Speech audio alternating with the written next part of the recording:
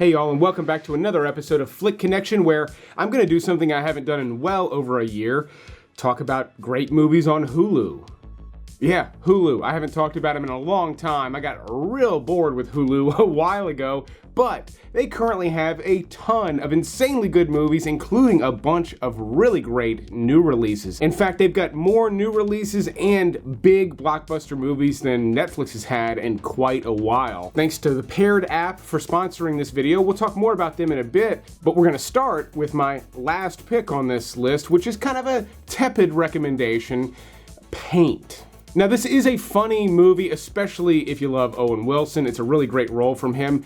Clearly, he's embodying Bob Ross, but this is not like a Bob Ross biopic or anything like that. No, he's actually playing kind of a self-centered guy who's a womanizer, and things are just not really going great for him at this point in his life. He's kind of Kenny Powers crossed with Bob Ross. A really funny aspect of this movie is that Owen Wilson did not learn to paint for this movie. All the paintings he's doing look like my 8-year-old could have painted them, but it does work for this movie. It's kind of a silly little gimmick that his art is just not really that good to begin with. This one does kind of drag on and ultimately doesn't really go anywhere significant, but if you find the concept funny and want to watch Owen Wilson play this goofy character, then this is kind of a fun throwback 70s style comedy.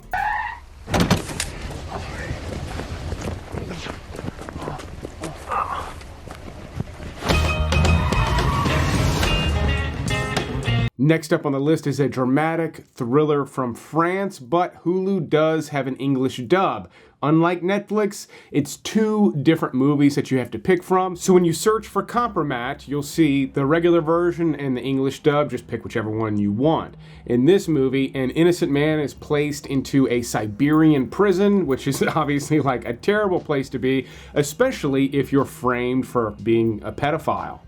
Now, this is loosely based on a true story. In fact, when the movie starts, it says very loosely based, which is kind of interesting because it feels very real. This is a much slower paced movie than the trailer lets on. In fact, it's a little more anticlimactic than you might expect, which makes it feel more real. You know, it didn't go all Hollywood. And the movie leans a little bit too much on flashbacks for my taste, which is why it's so far back. But it is an intense thriller, and it's really well put together. It's just a little more slow-paced than I think the trailer and even, honestly, the intro to the movie would lead you to believe. But again, going into it with the right expectations, if you generally like thrillers like this, then this actually has a lot to offer, especially considering it's, again, loosely based on a true story. Now, some of you might be surprised to see my next pick ranked so low on this list, but keep in mind, it still made a top 10 list: The Creator.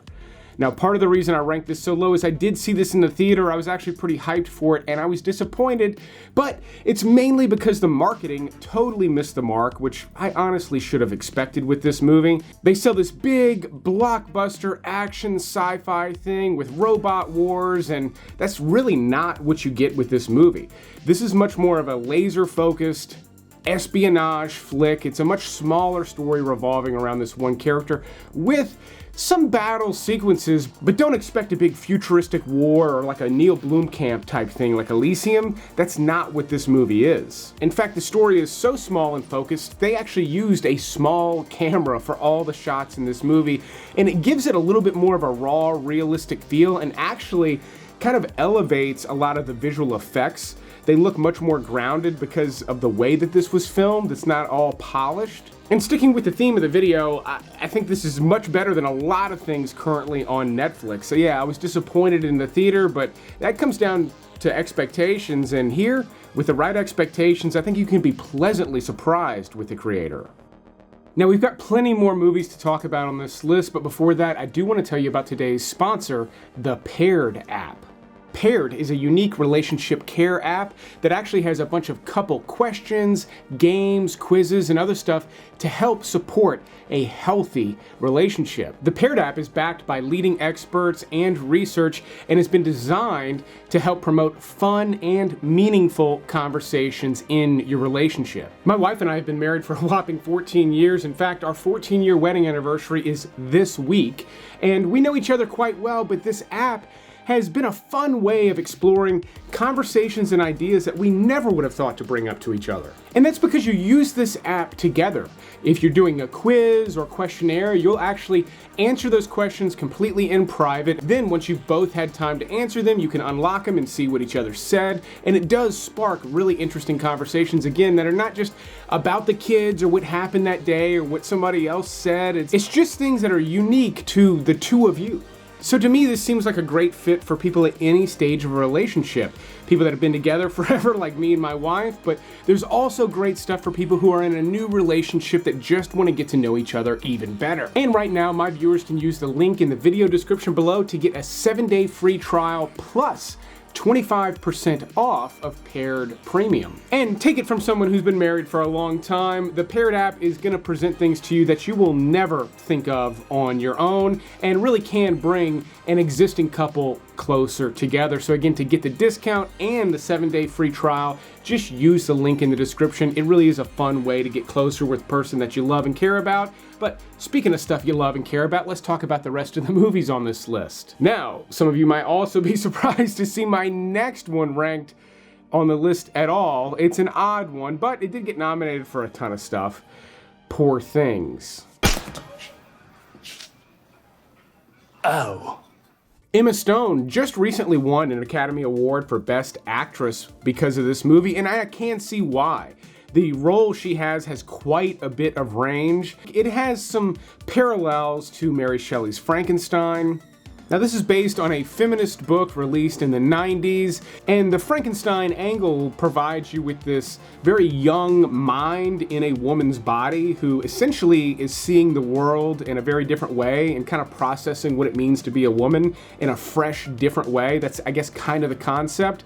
And one of the ways that she does it is just by having sex with everybody she can get her hands on. This movie is packed with gobs of graphic sex, so be prepared for that when you watch it. It does explore some interesting ideas, but the reason I put it on the list is not only because she has a great role, Mark Ruffalo has a really bizarre but interesting role as well, but the production design on this movie is absolutely insane.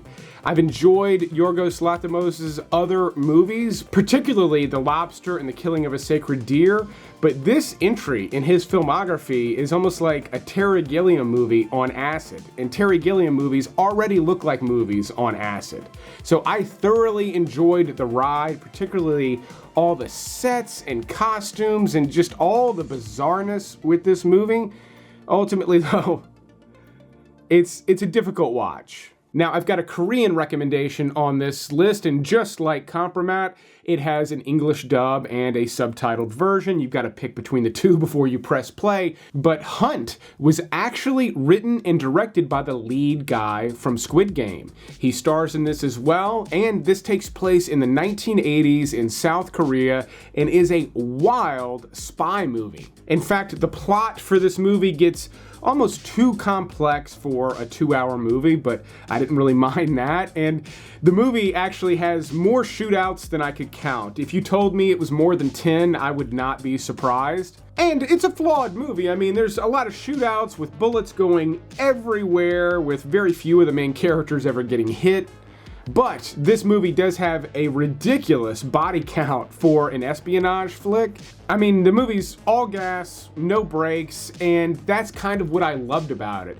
Even though it has its flaws, its far-fetched things, at times, even things that are a bit silly, but because they decided to just, again, step on the gas and have just shootout after shootout, torture scene after torture scene, the movie ends up being a pretty wild ride. Even though, again, a flawed one, I thoroughly enjoyed this flick and was kind of surprised at how heavy they went with some of the action on what is otherwise kind of a realistic spy movie at times. In fact, this movie reminded me a little bit of like 90s American movies like Clear and Present Danger. Not exactly, but still somewhat close. In fact, you can tell he's got an eye for like Michael Mann movies, and even though the movie's not got the same production value, it does have a high one for like a lower budget South Korean espionage flick. This movie really goes for it, and I appreciate that. Now, even though we're focusing on new release movies, it is worth noting that the reason I wanted to make this video is that Hulu has a ton of really great movies right now. Movies like The Abyss, True Lies, Dune Part 1, Blade Runner 2049, the entire new Planet of the Apes trilogy, and a personal favorite of mine, Sexy Beast, from the same director as The Zone of Interest, a movie featured on my last video. So a really great selection and a lot of fantastic movies that Netflix just doesn't have. And that's because Netflix invests most of their money in their mediocre original content instead of stuff like this, and right now Hulu is whipping their ass with this kind of stuff. I say all that though to say that my next pick is a Hulu original movie. Now they don't make many original movies, but when they do, they actually tend to be pretty good, more often than Netflix in my opinion. Self-Reliance stars Jake Johnson and is his first movie that he wrote and directed, and I think he did a fantastic job with this dark comedy. He plays the lead here, and the setup is very clever and unusual. He is selected to partake in a game where people are going to hunt him down and kill him over the course of 30 days, but only when he's alone. So he then has to figure out how to stay in the company of people for 30 days straight, a feat he finds harder than I think most of us would, and it makes for some really great dark comedy. So let me get this straight. You cannot touch me if I'm with someone, and then I get $1 million. What are you doing? What are you doing, man? Why'd you leave my side? I had to take a shit. Why didn't you wake me up and bring me with you? Because I'm taking a shit. There's also a bit of mystery in this one and a lot of great cameos and other actors. Anna Kendrick is in the mix. There's a little bit of a romantic comedy touch to this one, but I would not label it as one at all. It's very unique, unusual. If you like dark comedies at all, you definitely need to check this one out. But like I said, it's a Hulu original. Hulu's the only place you can check it out. You been having fun? Did you just ask about us having fun? Yes? No. Another one that really surprised me from just last year is Blackberry. This is also a comedy, but honestly, the cast here surprised me more than anything else. You've got Jay Baruchel as the lead. He's fantastic, and he's not being too silly in this movie whatsoever. He's playing it pretty straight, and it works. Also, Glenn Howerton from It's Always Sunny in Philadelphia does an amazing job with this character in this movie. I was really impressed. This falls in line with movies like The Big Short, movies that revolve around like high-stakes business deals. If you've liked any of those over the last several years, Blackberry is a solid one, and the story of how Blackberry came to like rise so quickly and then fall even faster is way more interesting than you would think. And this is a funny movie as well, but not a knee slapper. It all feels pretty real. But this is a chaotic, crazy story, and so it has a lot of comedy just sort of natively built into it. You said they were the best engineers in the world. I said they're the best engineers in Canada. All right, now my next pick is not funny at all. In fact, it's the only movie on this list that I've talked about. Nope, there's two I've talked about before. But other than that, this is a list full of movies I've never discussed before. My next pick, though, is Infinity Pool. Now, this is for people who love dark, weird movies, and I know there's a lot of you out there watching. This stars Alexander Skarsgård and Mia Goth and is directed by the son of David Cronenberg. Brandon Cronenberg previously directed Possessor, and honestly, I think his filmmaking is better than his dad's is currently. Infinity Pool also has a dark twist. In this one, you've got some people vacationing in the near future in some Eastern European country, and when they accidentally do something that is punishable by death, they are told that they can actually pay to have clones made to be executed for them. Now, that does sound a little too far-fetched and a little too odd, but it actually serves as a really great base for a bizarre tale that goes into some wild directions. Like, that's not a spoiler. It's literally like the first step down this wild road Cronenberg takes you on. So again, if you love really weird, dark stuff, this is one of the best dark, weird movies I saw all year last year. Now, my next pick is from 2022. It too was nominated for Best Picture, but I still think a lot of people that would love The Triangle of Sadness overlooked it. This is really bad. This is really, really bad. Now, in this one, you spend the bulk of the movie on this really fancy, exclusive cruise ship with some, honestly, like disgustingly rich people. It is satire, and oh my God, I have such a hard time explaining this movie. You can really tap into this movie though in like the first scene. You're dealing with a bunch of models, and it really highlights the superficiality of that profession. But also when you're in the cruise, every scene has a lot of interesting elements to it, and this movie is quite funny.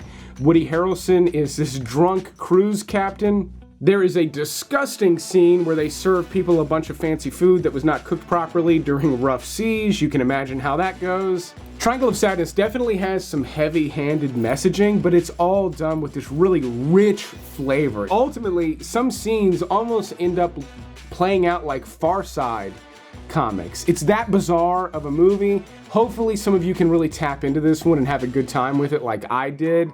Trust me, it's not for everybody, but my goodness, this is just one of my favorite comedies I've seen in the past few years. All right, I'm gonna clarify one more thing on the Triangle of Sadness because I want you guys to have a good time enjoying the watch. There's a scene early on in the movie with a couple arguing over a dinner bill, and it just continues to escalate and they can't quite settle this argument. Try to get into the humor of the movie at that point. The reason I say that is it can be quite grating and almost frustrating, and some of you may want to turn it off. You're not understanding the point. It's not about the money. I'll give you that 50 euros. I'll give you 100 euros. Oh, yeah. How many? No, I'm serious now. But if you can look at it from a funny angle, I think you can tap into this movie very early on and then just, again, have just a wild ride with it. And then my number one pick on this list is one that got nominated for a ton of awards over the past year, and I think deservedly so, Anatomy of a Fall. Now, anyone who loves true crime content, whether it be dramatizations like movies or documentaries or shows, you're going to love Anatomy of a Fall. Now, it is mixed language. There's a lot of French spoken in this, so you will have to read a lot of subtitles, but they do speak some English. If you're not familiar with the setup for this movie, when a husband and father dies from a pretty serious fall, his wife is suspected for, I think, fairly good reasons. And the way that this plays out, you don't know what actually happened, and you go through the entire court process. And ultimately, this ends up being a fantastic courtroom drama. I love classic movies like The Rainmaker, To Kill a Mockingbird, hell, even My Cousin Vinny. I mean, I know that's a comedy, but I love really good courtroom movies, and this is one of the best I've seen, and I think well over a decade. Like I said, you spend a lot of time in the courtroom, but the way this is written is a nail-biter, and then there's kind of a beautiful, they wrap it up in a fantastic way. I was really impressed with it, much more so the day after I watched it. I really realized kind of what they did with the story, and you know, it's not a Christopher Nolan movie. Like, it's not going to blow your mind on impact, but there's a lot to unpack and think about with Anatomy of a Fall, and for the type of movie that it is, I think it is just kind of perfectly crafted. Stop. I did not kill him. That's not the point. If you feel like I've helped you out, or you maybe just liked this video, let the algorithm know by clicking the like button, maybe even the subscribe button if you want to see more content like this in the future. Thanks to Paired for sponsoring this video. Don't forget to go check out their link in the video description. It really is a cool app to help bring couples together, but I will keep making these videos as long as y'all keep watching them. Thanks for checking out this special Hulu episode, and you will see me on the next one.